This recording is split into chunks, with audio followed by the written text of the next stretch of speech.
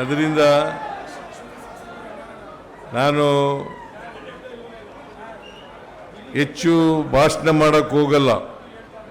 ಕಾರಣ ಯಾಕಪ್ಪ ಅಂದರೆ ನೀವೆಲ್ಲ ಜಾತ್ರೆಯಲ್ಲಿ ಮಜನ ತಗೊಬಂದ್ರ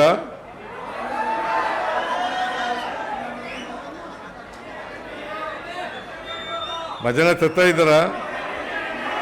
ಇನ್ಮೇಲೆ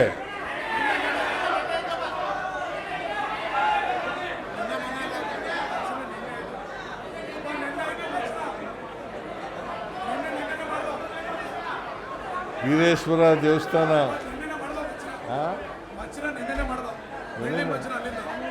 ಇವತ್ತಲ್ವಿನಯ ಇವತ್ತು ಬಂದಾಗ ಕನ್ನಡ ಬಂತು, ಅಲ್ಲಿ ಕನ್ನಡ ಬಂತು. ಓಕೆ, ನಿನ್ನೆ ಮಜನೆ ಆಗೋಯ್ತಂತೆ. ಭಾಳ ಸಂತೋಷ.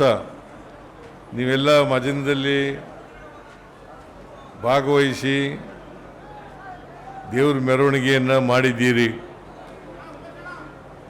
ದೇವರ ದರ್ಶನವನ್ನು ಪಡ್ಕೊಂಡಿದ್ದೀರಿ.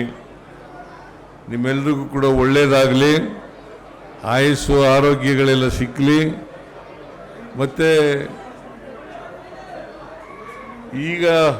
ಈಗಿನ ಉಂಡಿಗಳಿಗೂ ಆಗಿನ ಉಂಡಿಗಳಿಗೂ ಭಾಳ ವ್ಯತ್ಯಾಸ ಇದೆ ಅಲ್ವಾ?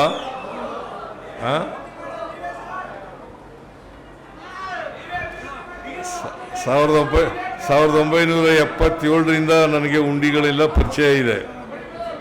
77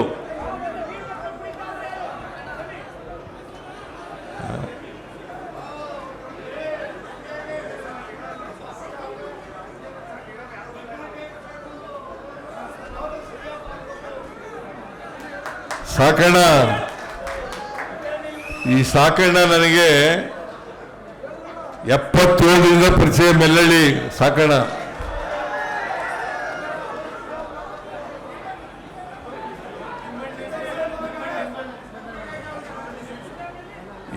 ಎಲ್ಲ ಜಾತಿ ಜನ, ಎಲ್ಲ ಜನಾಂಗದವರು, ಎಲ್ಲ ಜಾತಿ ಜನ. ಅದಕ್ಕೋಸ್ಕರನೇ ಎಲ್ಲ ಬಡವರಿಗೆ ನಾವು ಅನೇಕ ಕಾರ್ಯಕ್ರಮಗಳನ್ನು ಮಾಡಿದ್ದೀವಿ. ಅದು ಆ ಜಾತಿ ಈ ಜಾತಿ ಅಂತಿಲ್ಲ, ಎಲ್ಲ ಜಾತಿ ಜನರು ಕೂಡ, ಎಲ್ಲ ಧರ್ಮದ ಜನರು ಕೂಡ, ಎಲ್ಲ ಭಾಷೆಯ ಜನರು ಕೂಡ ನಾವು ಅನೇಕ ಕಾರ್ಯಕ್ರಮಗಳನ್ನು ಕೊಟ್ಟಿದ್ದೇನೆ. ನಾನು ಮುಖ್ಯಮಂತ್ರಿಯಾಗಿ ಅನೇಕ ಭಾಗ್ಯಗಳು, ಅನೇಕ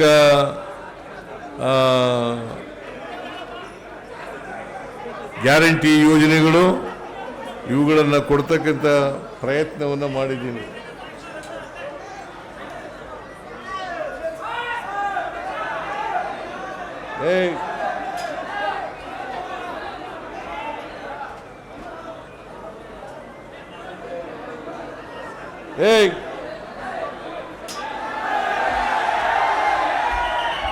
ಈರ್ಕನ್ ಮಕ್ಕಳು ನಿಮ್ಮ ಹತ್ರ ಒಂದು ಫೋಟೋ ತೆಗೆಸ್ಕೋಬೇಕಂತ. ನೀವು ಈರ್ಕನ್ ಮಕ್ಕಳು ಎಲ್ಲ ಸೇರಿ ಆಯ್ತು, ನಾನು ಆಮೇಲೆ ಮಾಡ್ತೀನಿ. ನೀವೇ ಒಂದು 5 ನಿಮಿಷ ಇದ್ದವ್ರಿಗೆ ಅವಕಾಶ ಮಾಡಬೇಕು, ನೀವೇ ಕರಿಬೇಕು. ಅತ್ಯಂತ ಸಂತೋಷದಿಂದ ವೀರೇಶ್ವರ ಸ್ವಾಮಿ ದೇವಸ್ಥಾನವನ್ನು ಉದ್ಘಾಟನೆ ಮಾಡಿದ್ದೀನಿ ಅಂತ ಮತ್ತೊಮ್ಮೆ ಘೋಷಣೆ ಮಾಡಿ, ಎಷ್ಟು ಖರ್ಚು ಮಾಡಿದ್ದೀರಿ? 4 ಕೋಟಿ. ಹೌದಾ? ಅಷ್ಟೊಂದು ಖರ್ಚು ಮಾಡಿದ್ರಿ?